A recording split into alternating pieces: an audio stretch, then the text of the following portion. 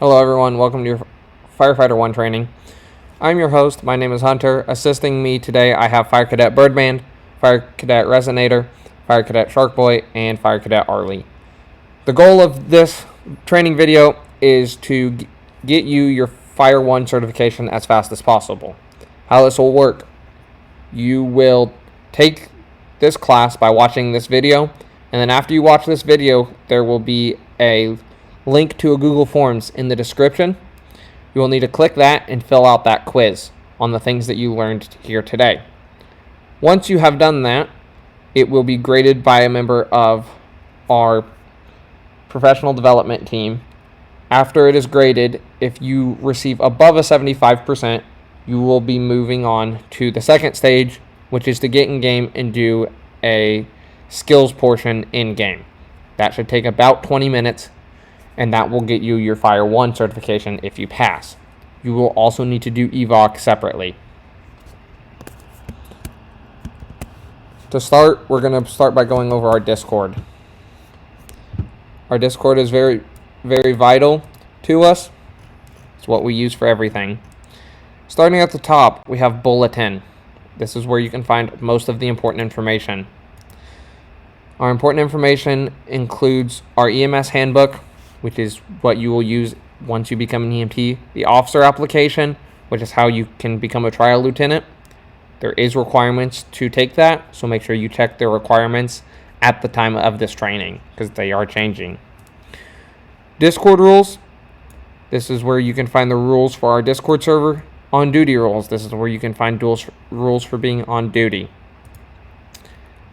The server invite link. This is where you can invite people to the server using that link. It is a permanent link that has infinite uses. The Idaho Office of the Fire Marshal Scene Report.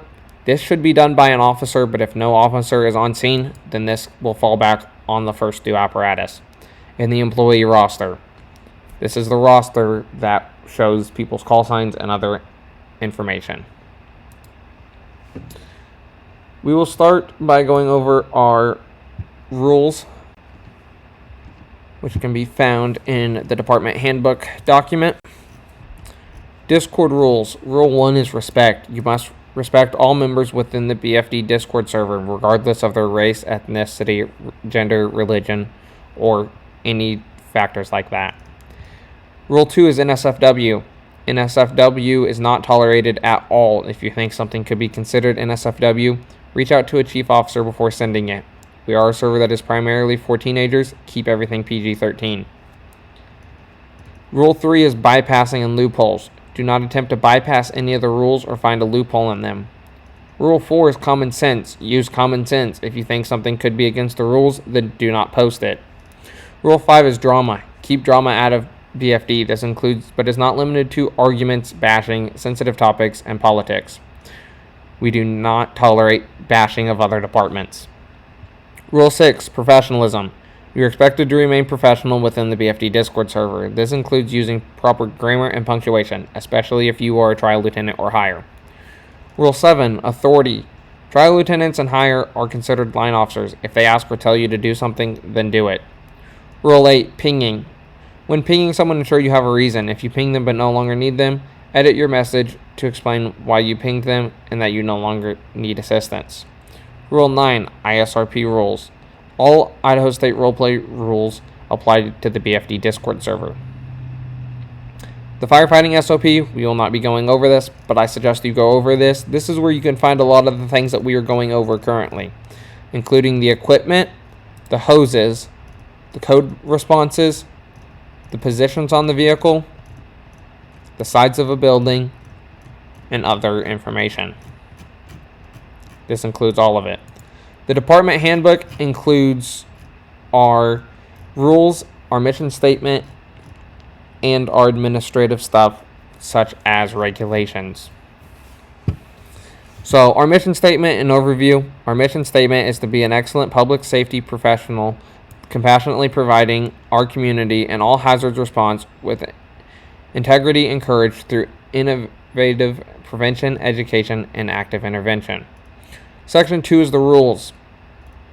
BFD expects complete professionalism. This does not mean acting like a robot, but you need to represent the department correctly.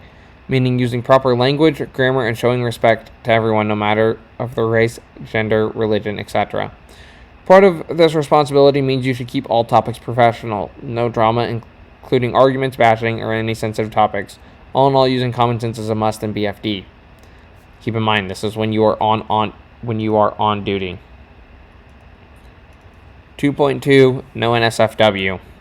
If you think it could be NSFW, reach out to a chief officer before doing it. Keep everything PG-13. 2.3, when you're operating as BFD under Idaho State Roleplay, you must follow all rules and regulations that Idaho State Roleplay has set forwards. And you must do it as asked of you by your higher-ups. Do not try to bypass the rules.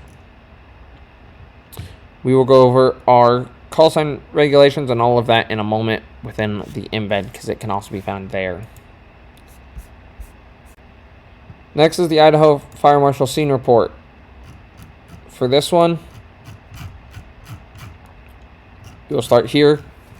This is the first page. You'll need to fill out your Roblox username, your Discord name, your assigned call sign, your department, your apparatus, and if you were canceled, yes or no. If you requested mutual aid. If you did, what other departments responded. What Boise Fire Department apparatuses were on scene. What Ada County Paramedics apparatuses were on scene. And what Forestry Service apparatuses were on scene. Your closest address, for example, and this will be your 4 or 5 digit building number, the street name, the city, then Idaho, and then the 3 or 4 digit postal code. For example, 11051 Maple Street, Eagle, Idaho, 1105. Eagle is because it's in Springfield. If it is in River City, it will be Boise. What type of call was it? Brush fire, structure fire, medical assist, search and rescue, motor vehicle accident, hazmat response, or other. For the sake of this, we're going to do a structure fire. Then you will go do your scene size up in Shop C format. So for this one, it was a multi-story building which was a commercial fire. Flames were visible from all sides. Command was located and taken on Maple Street. There was 0 victims. There was not injuries because there were 0 victims. If there is injuries, you will have to also fill out an EMS assistance report. Offensive or defensive attack, you will learn about this in this training. RIT team, this is for Firefighter 2. So most of the time, if you're filling this out, you're probably going to put no, unless you are a Firefighter 2 and there was a rapid intervention team. Connected to a water source, yes or no? If no, and even if yes, you need to put what type of water source you used. If you put no, put whatever you put to refill the trucks. So if you use the hydrant to refill the trucks when they ran out, put hydrant. If you use the still body of water, like a lake, pond, put that. If you put a flowing body of water, like a river, then put a flowing body of water. Estimated time on scene, in this scenario, we're just going to say 5 minutes. Estimated response time for first due, we're just going to say 2 minutes. Narrative, so Ladder 10 and others arrived on scene of a multi-story building. Should go into your narrative. And then any other notes. Next, we are going to be going over our regulations tab. This goes over our bay assignments, which we will go over in game in a moment. Our helmet regulations. So white is for chief officers and higher, so anybody that has the word chief in their title. Red is for line officers. This is tri-lieutenant through captain. Black is for firefighter or higher. Yellow is for volunteer firefighters or higher. Blue is for ACP members. So anyone that's acting as a paramedic. Green is for a civilian ride-along. This is for any civilian. Vehicle regulations. Command vehicles are for anyone that has Fire Officer 1. Keep in mind there is more regulations, but you will learn that at a later date. The squad truck is only if you're search and rescue certified. The engine is for volunteer firefighters and higher. The brush truck is for firefighter 1 and higher. The ladder truck is for firefighter 2 and higher. The water tender is for anyone that's Firefighter 1 certified. The heavy rescue is for Firefighter 2 certified.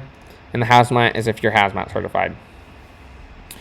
The uniform regulations, the command class A should be used whenever you are in the station or at an EMS call for the command team.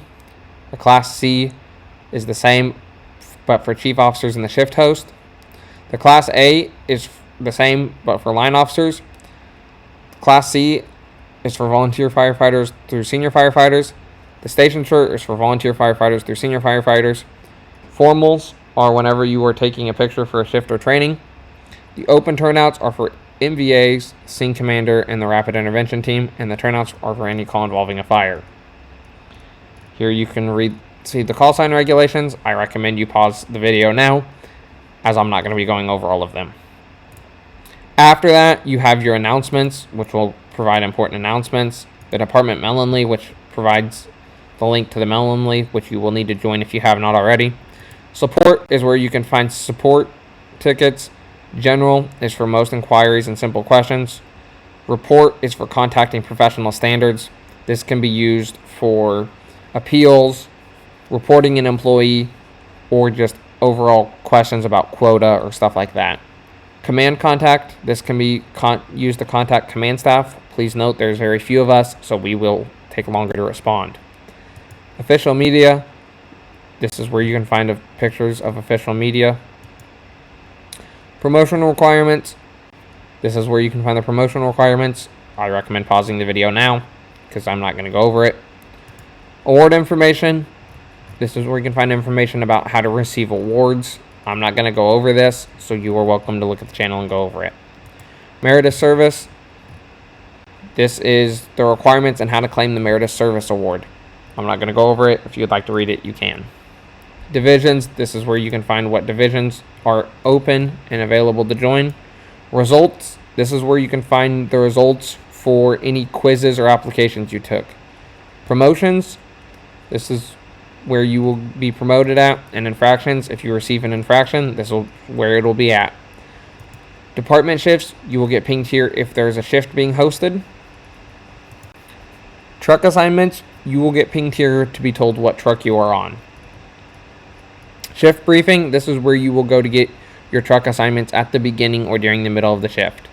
V-Fire 21 through 24 is tactical channels that we use whenever too many people are in a voice chat and we need to swap down to a different voice chat to free up people talking. This is mainly used whenever we're on scenes. General is for general chat. Media is for media. Suggestions, you can put suggestions there. Bot commands is for bot commands. Lounge VC is for hanging out with your friends. Event stage is if we're hosting an event. LOA requests is to request an LOA. Call sign request is to request a call sign. And training request is to request a training. Certification announcements, if we are hosting an in-person training or the in-game portion of the final test, it can be found here. And that is everything in the Discord. Now we're going to go over truck assignments.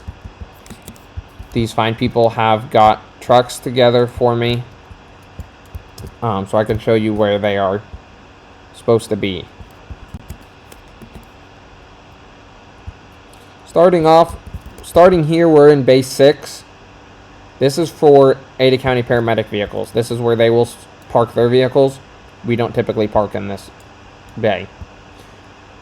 This is Bay 5. Bay 5 is where the rescue parks, and the hazmat will also park behind it if we have a hazmat.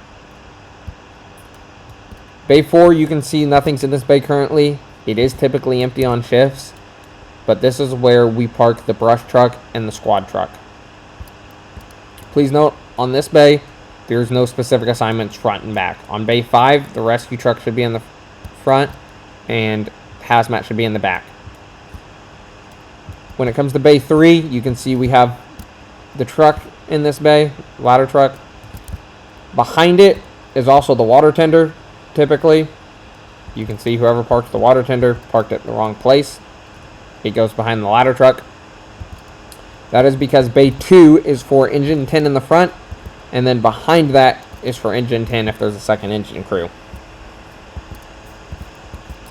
Bay 1, all the way over here closest to the day room. This is for command vehicles. You can see currently car 1 is parked here as the chief vehicle, but the battalion vehicle and EMS command vehicles will also park here. The next thing that we are going to do is I'm going to have the person on the engine company drive it out back, and we are going to go over every piece of equipment on the engine.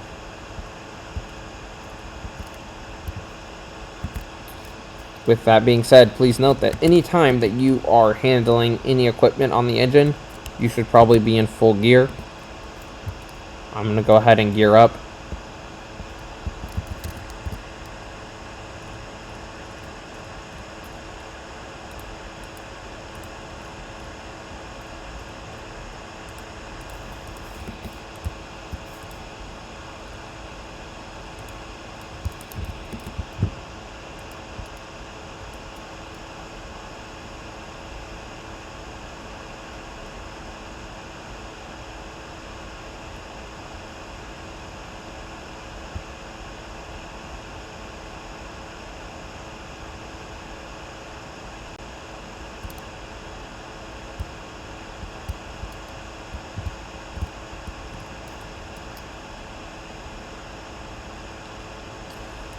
So Arlie's going to get all of our equipment that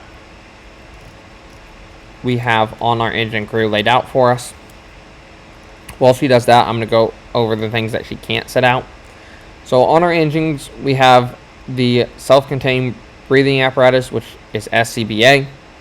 We also have compressed air tanks, which provide air to breathe. Please note that this is compressed air, not oxygen. Oxygen is highly flammable and will explode. We have the heavy saw, which is used for MVA extraction and vertical ventilation. We have the Halligan, which is used for a variety of things, making entry. It's a very universal tool.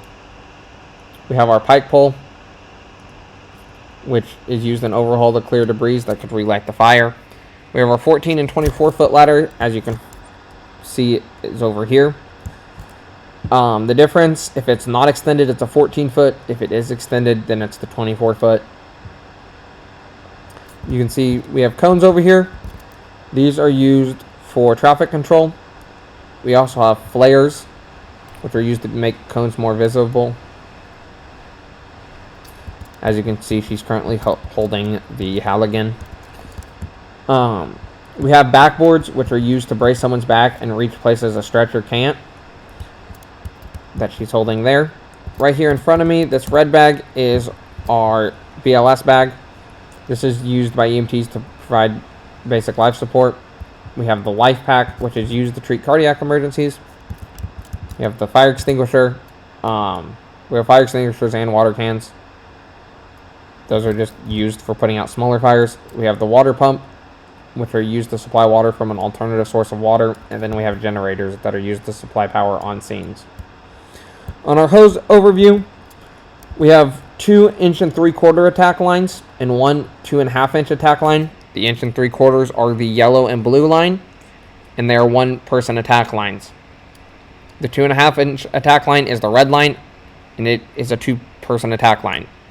And then we have our large diameter hose, our LDH. It is our yellow line, and it's a 5-inch supply line, and we have 2 of those.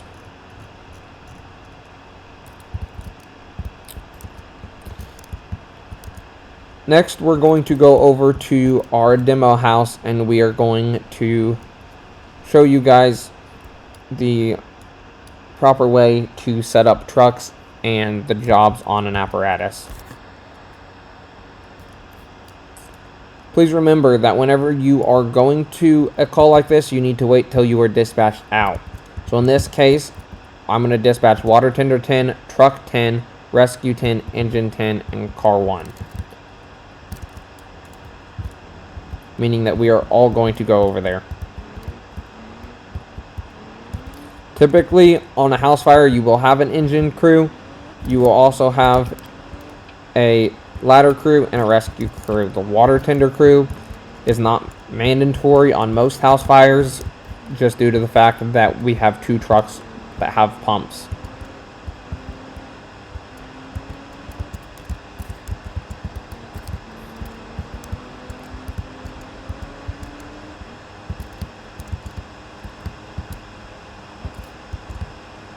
So this house right here to our left, this white house, is our demo house.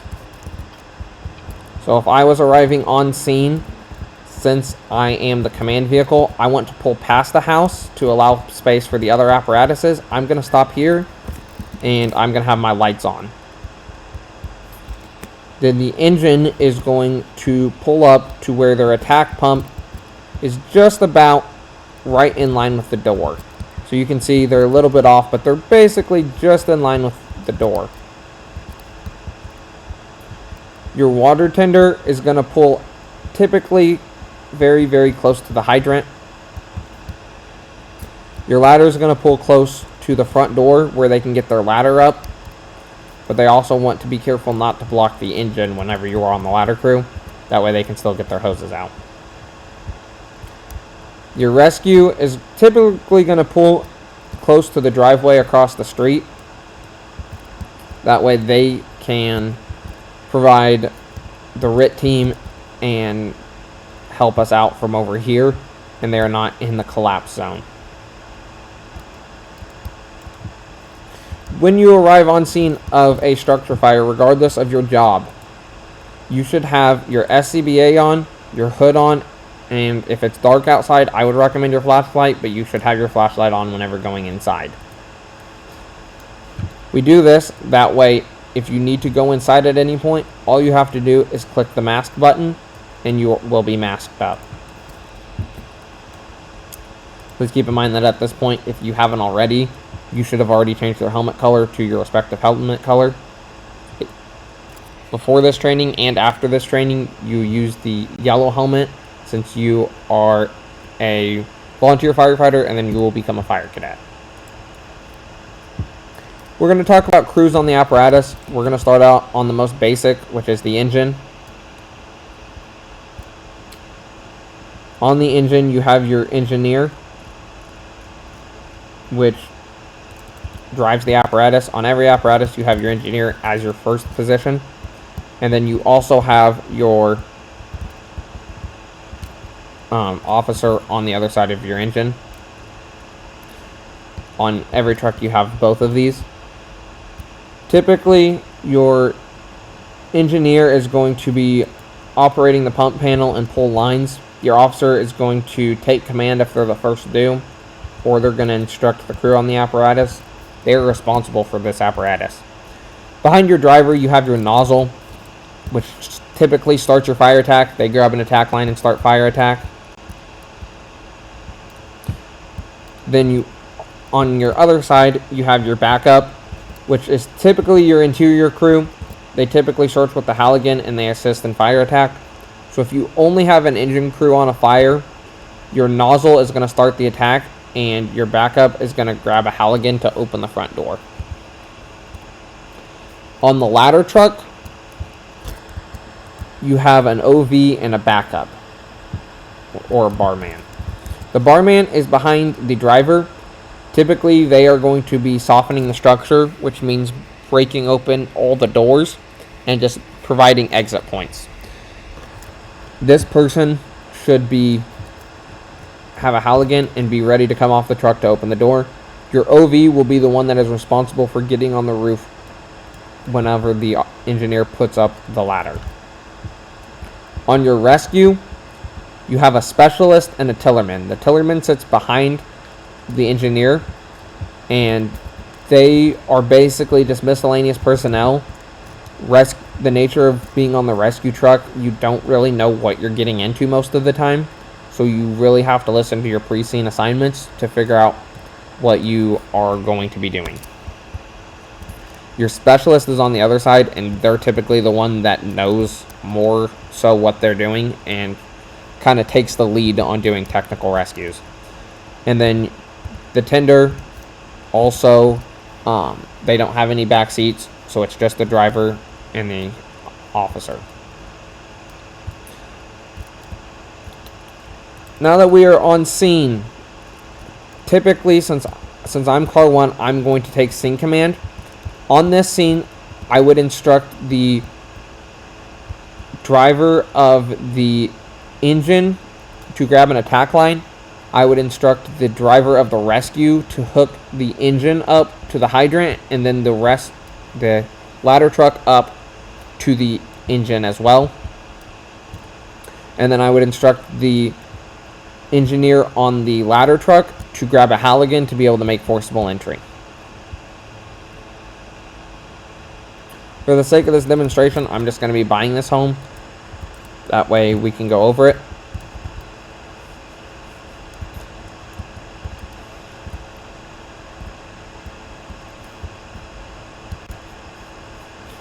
So as you can see, they got hooked up. After that, I would instruct the driver in the rescue crew to stay outside for rapid intervention team. And then I would instruct the engine and the ladder crew to go inside and do an interior attack if I believe there was people and we were doing an offensive attack. Normally, you would, as scene command, the scene commander would sit outside and have eyes on the structure, but for the sake of this demonstration, I'm going to be going inside for point of view. Ladder crew, engine crew, if you guys would like to follow me with your nozzles, if you have a nozzle. So your ladder crew is going to go up and they're going to break open the door. There's a little animation. You would hold E and break it open. So whenever you get to the door, before you make entry, you need to make sure that you click and put on your mask. And then you need to say what apparatus you are on and that you are entering with how many people you are entering with. If they are on a different apparatus, you need to say their apparatus too. So in this case, we would have car 1, we would have truck 10, and we would have engine 10 entering par times 3. Once the door is open, your nozzle would typically come in first. And you're also going to announce if you're doing a search, if you're doing a right or left hand search pattern. In the case of we're doing a search, I like doing a right hand search pattern, and for that we're just going to hold our right arm against the wall as much as we can. Please keep in mind, when we entered the structure, that door became our anchor point. If you come to stairs like we just have, call them out, but bypass them. Just continue your search on the ground floor. Do not go up a floor or down a floor. If you come to a spot where there is flames, if you have a nozzle with you, you can attempt to put them out. If you do not, just go around them.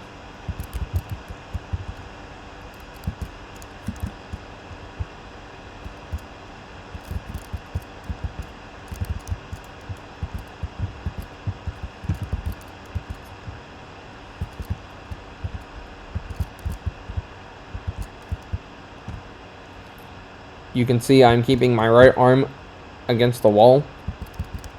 This is very important to make sure you do not miss a room. You can see we have an attack line here, so the attack line crew might be putting out a fire whenever you go past them. If you come to a set of chairs like this, I typically don't go around them as it just gets very glitchy trying to not sit in every single one of the chairs. Once you have made it back to your anchor point, then you can move to your stairs. Once you have moved to your stairs, this becomes your new anchor point. You would then do the same thing again, holding your right arm against the wall. If you have a large crew, if there's a shower, I would highly recommend you keep most of the people out of it. That way it does not clog up that area. Smaller rooms will get very, very cramped very quickly if you have a lot of people.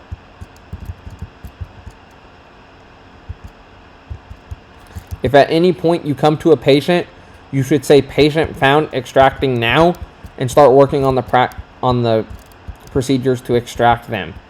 If they need healed, you can heal them with a medic bag and then get them on a backboard if you have one, or wait on the RIT team to come inside and assist you with getting the patient out. Make sure that you tell Scene Command that there is a patient so they can send RIT in to help you. Once you've gotten back to your anchor point, you may now leave the structure. If you have a patient with you, you need to take them over to where the ambulance is or the rescue is. Typically, this is going to be across the street away from the fire. This is where you would hand them off or start doing medical procedures.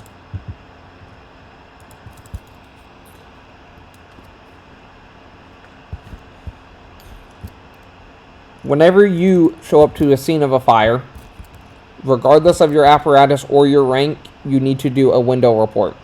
Your window report consists of C and A: conditions, needs, and actions. So, conditions. This is what are the conditions of the building. You roll up and you see fire on the front side. You would say there's fire on the alpha side because the alpha side is the front. The left is the Bravo side. The back is the Charlie side. And the right is the Delta side. So this is your Bravo side. This is your Charlie side. This is your Delta side. Your Alpha side will either be the front of the building or where command says it is.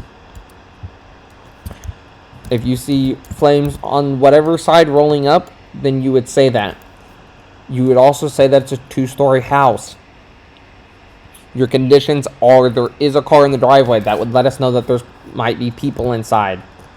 Your conditions also will be that there is a hydrant nearby, so we know that we don't need a water tender. Needs is what you need. If you roll up and you're on an engine crew, you are probably going to need a ladder crew. If you're only on an engine crew and it's fully engulfed, you're probably going to want a rescue crew and possibly a second engine. Actions. This is what actions your crew is going to take. So you might say engine 10 is going to start exterior attack, which is completely fine.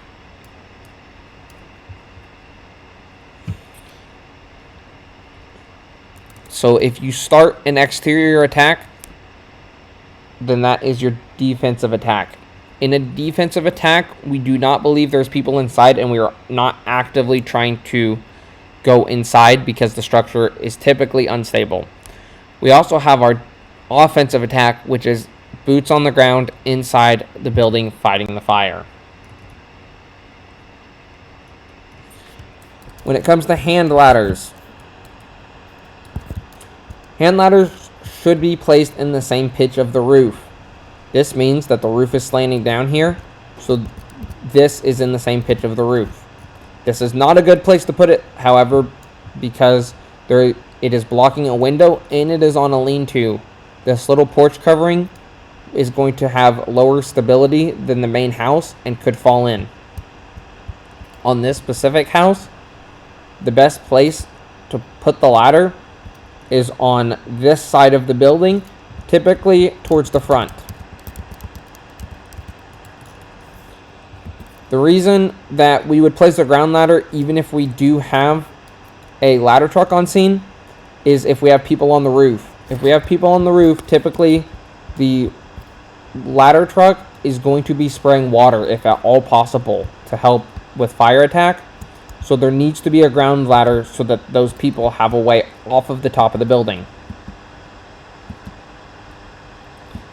That way, if the building starts collapsing, they can get down without having to wait on the ladder to get them. Please note that those people should know where the ladder is. Now, let's say we got this structure completely out. We're going to start doing overhaul.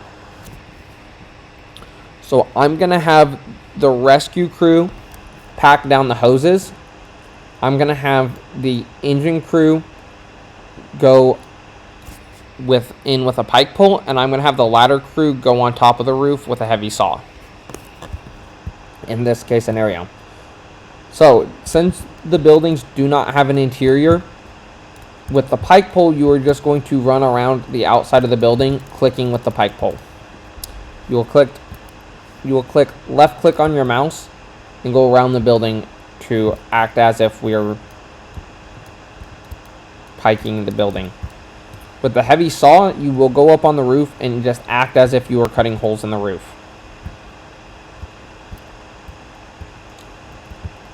So you can see here that Resignator's going around the house, just pike poling the outside. If it is a building that has interior access, then you can go inside. For the sake of this, a house doesn't have interior normally because we have bought it. It will though. Typically, we cannot get inside once the fire is out.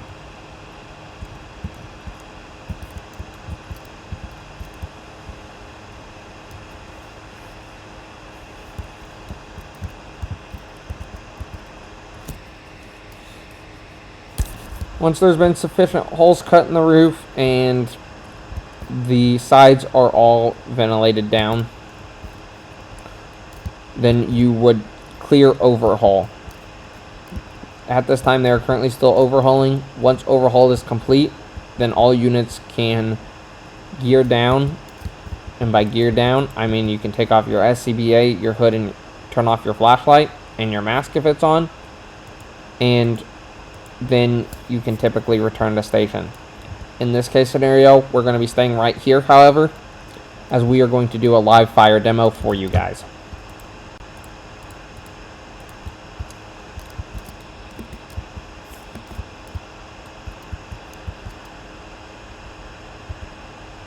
And go ahead and take down my ladder. I have to go onto my phone to be able to sell my house. That way I can come up and start the fire. So with the new update, house fire is very slow in progression. So I am going to sit here for a moment and let this house develop some more flames. So that way we have more to show you guys.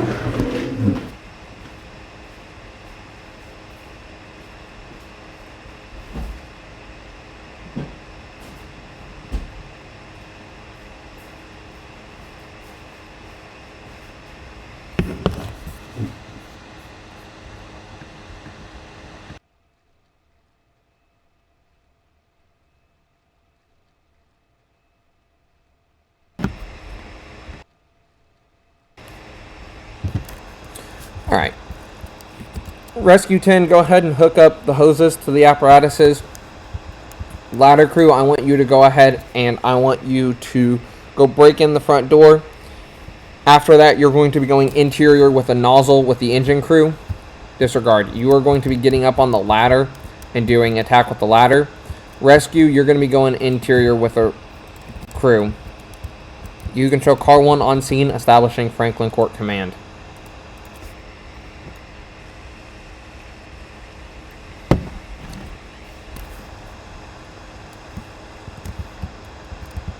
You can see our gear in game isn't actual gear due to ERLC physics.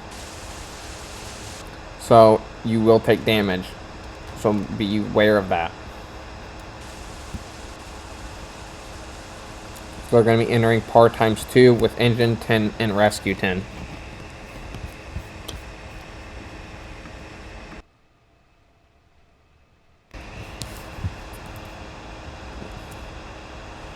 Now you can see he's going to be putting the ladder up. With this, he's going to be going up. And then he's going to be going to the left or right. And then he's going to be extending out. For this case scenario, we're going to be ignoring the power lines. Just due to the fact of how ERLC works. The power lines are very low. And the ladder truck is not well refined to be able to work around them.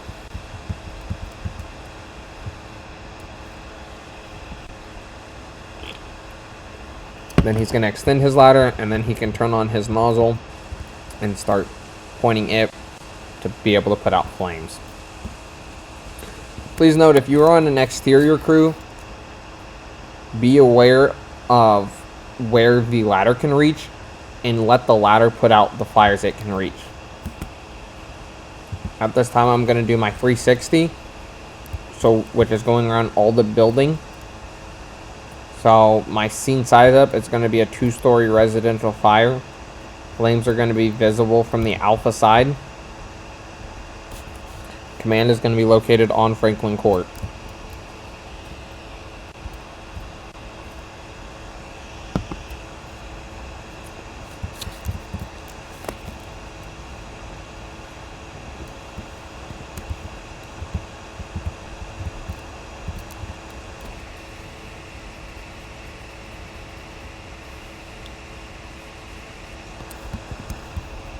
just for point of view sake, I'm going to go interior, and car 1's going to be entering par times 1 to be able to show you what the interior crews are doing. So as you can see, they are just finding where there is flames and putting water on the flames. They aren't going through in any specific pattern, just wherever they see flames, they're hitting the flames. As you can see, since I was inside, I got teleported out. So at this time, fire's going to be knocked. Rescue 10, you can go ahead and take down the hoses. Engine 10, you can go ahead and start also taking down hoses. Ladder 10, you're going to go ahead and do roof overhaul. And then Rescue 10, you're going to be doing ground overhaul.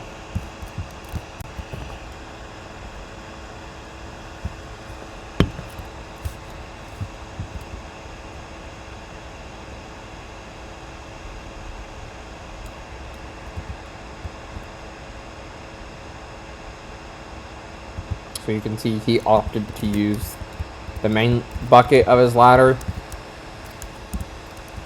for this.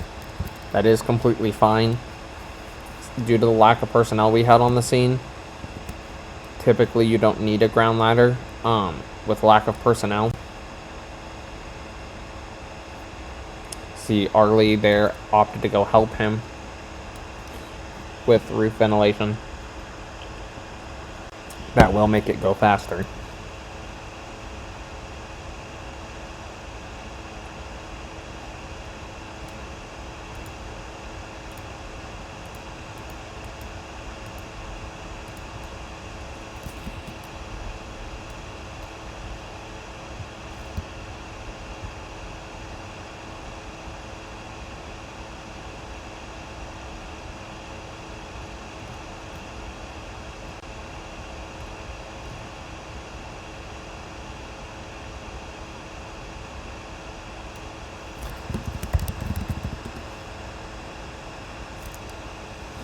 And once they have completed overhaul, I would call in a scene commander, say overhaul complete. Ladder 10, you can go ahead and bring your ladder down. They would do that by going in, and then they would go over, and then they would go up or down. You'd never click reset until you were very close to being over the truck, because it doesn't follow those procedures. That is, however, an advanced skill that you will learn in Fire 2. After that, all units can be shown code 4, and you can show all units returning to station. After that, you will turn off your emergency lights, and you will follow traffic laws back to the station.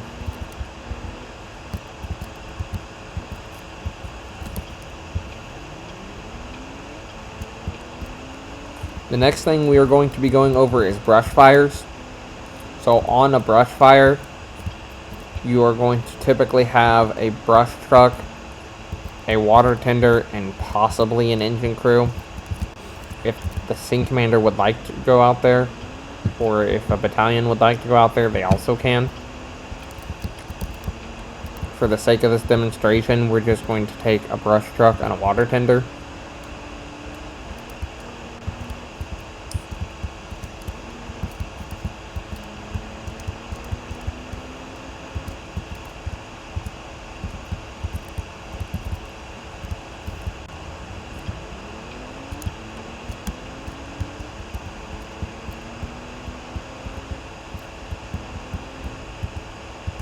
Whenever you make it back to the station, you should turn on your lights and your traffic advisor. You should go from in front of your bay, and then you should honk your horn 3 times to let people know you're backing up. Then you can back towards your bay. Once you are in front of the bay that you are going to be backing into, you will long honk once to let people know you are backing in. After that, you may back in, turn off your lights, and then you can get out and you can close your door. At this point, you may come over to the gear rack and gear down.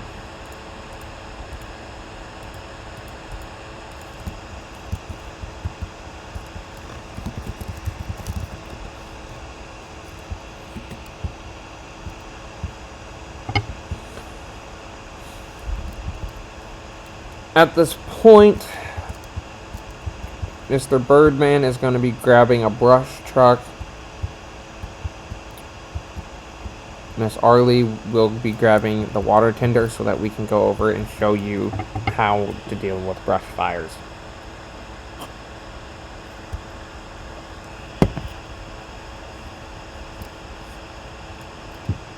Please note, whenever you are in station, you should be wearing your station wear and you should not be wearing your bunker gear. Bunker gear and helmets should not be worn inside the station unless you are going to gear up or gear down.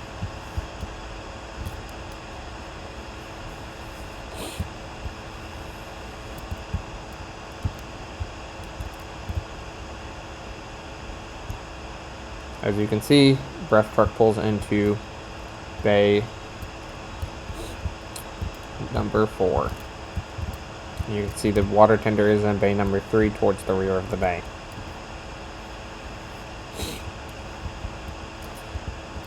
At this point, we are going to be going over to our staging area for the brush fire. You guys will go ahead and hop in on apparatus. We will get going over there.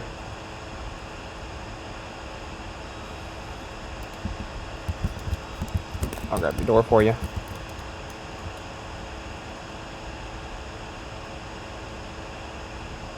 You may respond with lights on when you are going to calls if they are an emergent call.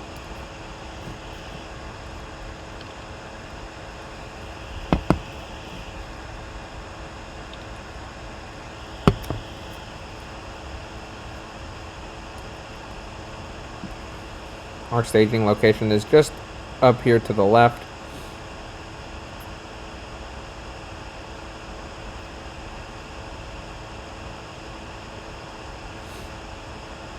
We're going to show you 2 different examples to start with. We're going to show you if you don't have a brush truck. So in that case, all the trucks are going to pull off onto the shoulder. Once you've pulled off to the shoulder, you can take that tender and you can grab a supply discharge from it and attack to your engine. Make sure you stretch out your hose if you get one that's too long.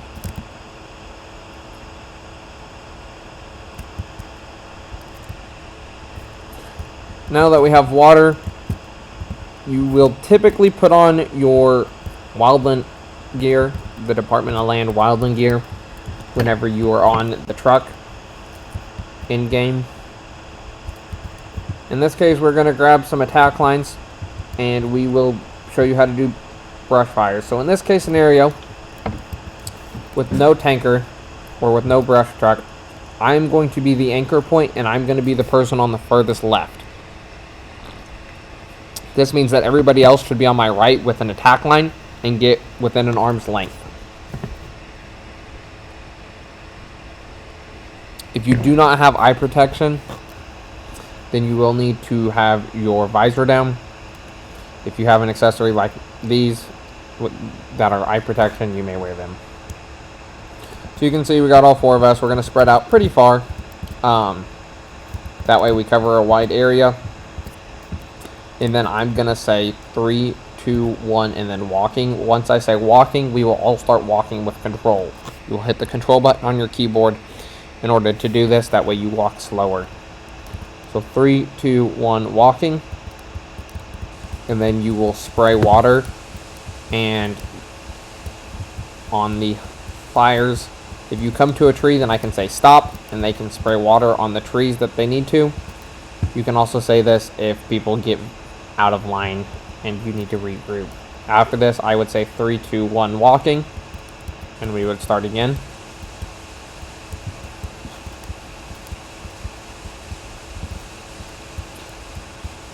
Once you make it to the end of the line, you will say stop. Then the person on the very end will, on the very right end, will flip and turn around at 180 degrees. The person right to his left will go around him to the other side and get to his left. And then the person to their left will do the same thing, and then I will fall in at the end. Now, in this case scenario, this now makes Birdman the anchor point. So he would then say 3, 2, 1 walking, and we would do the same thing. Now, that is for if you have just people. If you have brush trucks, it's a little bit different. You can see we can come over and we can detach our lines. But if we have a brush truck, instead of us all 4 being in a line, it's going to be 2 of us on one side and the brush truck is going to be in the middle, and the brush truck is going to be the anchor point. We can demonstrate that now. I will need an attack line. And then we will demonstrate having the brush truck in the center.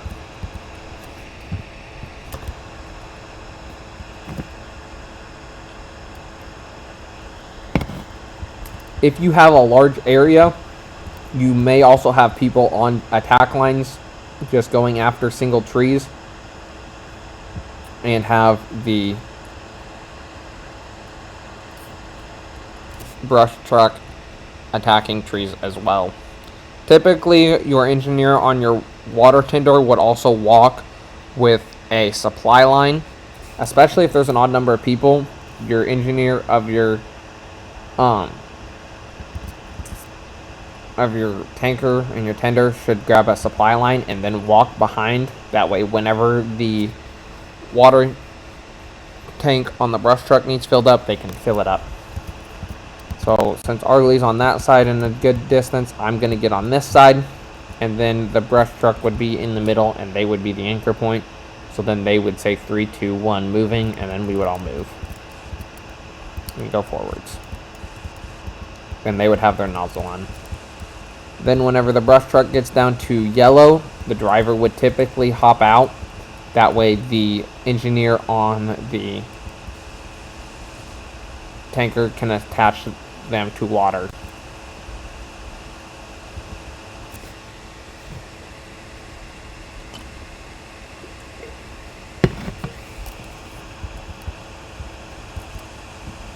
Once they're full, they can hop back in and disconnect. That is all for brush fires. They're pretty simple. At this point, we're going to go wind up hoses. And then we're going to talk a little bit about car fires. So, dispatch, you can show brush 10, water tender 10, code 4, returning to station, or RTS. If you were in chat, you will use E//R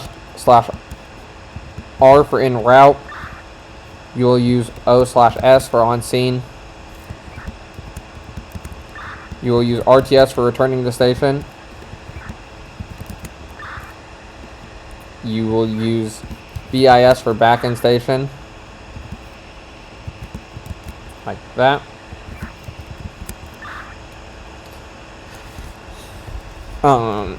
Code 4 is C4. Like that. Or code 3 if you're responding code 3. And then typically you would use IS for in service if we were to go in service and out of service. Next thing we're going to do, we're going to pull the engine back behind the firehouse, and we're going to go over car fires a little bit. For demonstration purposes, I'm going to use car 1, but we will use whatever car is on the scene on fire, typically. So we're going to say I was driving and my car caught on fire.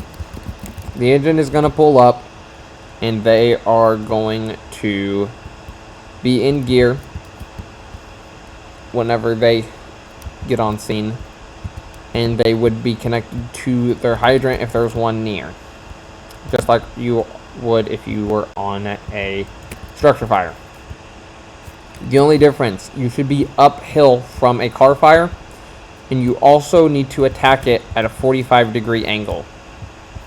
So for sake of POV, I'll help out even though I'm not in gear. So the reason we attack this from a 45-degree angle We have airbags and bumpers and stuff like that that will go forwards and backwards from the car. It will travel straight forwards from the hood of the car and straight backwards. So anything that's in the back will go straight back. Anything that's in the front will go straight forwards. Tires and any airbags on the side are going to travel straight to the right or left. So for this case scenario, you want to attack it from a 45-degree angle. That way you aren't having anything come towards you.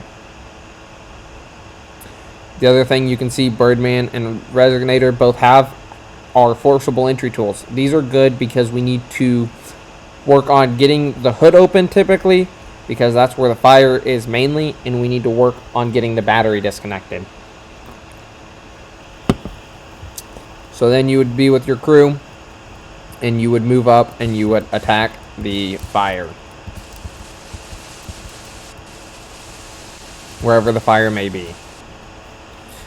And then after that, for a car fire, typically you're just going to pop open the hood. Once the fire's out for overhaul, you're just going to pop open the hood and you are going to check and make sure everything's disconnected and call the tow company and wait for the tow company to get there.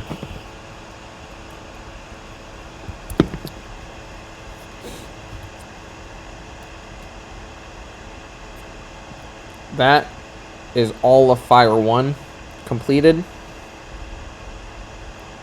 We're going to pack up our hoses here, and then we are going to return to the training room for some final conclusions.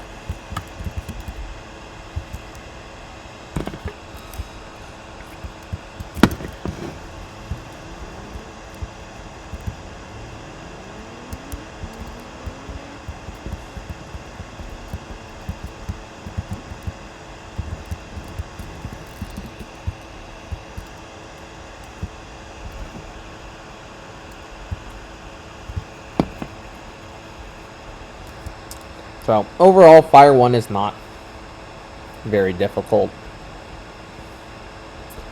Fire 1 is super simple. It's just the basics of firefighting. Please note that this is an open note test. You can take notes, and if you haven't been taking notes, then you can take notes on this video and use them whenever you take the quiz. You will be taking the quiz at this point. If you have any questions before or after you take the quiz, feel free to open a general support ticket and you will get your help. Big thanks to Fire Cadet Birdman, Fire Cadet Resonator, and Fire Cadet Arlie, all three, for helping me with this. Like I said, very simple. Typically these quizzes should be read on Tuesdays or Wednesdays, and practicals will be Fridays or Saturdays. You will have 2 weeks to do your practicals once you have passed your quiz. Do remember though, if you are seen on shift and you have your Fire 1 and you're struggling clearly because you might not have understood the material really well, then you might be asked to retake it. If you are asked to retake it, you'll be given one chance to retake it with the video. And then if you come back and you're still struggling, then you might be asked to take an actual in-person training live with someone, as we are still going to be doing those. This is just to help most people. That being said, this is the end of Firefighter 1. Huge thanks to Birdman, Resonator, and Arlie for helping me out here. They didn't have to do this, but they chose to do this to help us, so thank all of them if you will.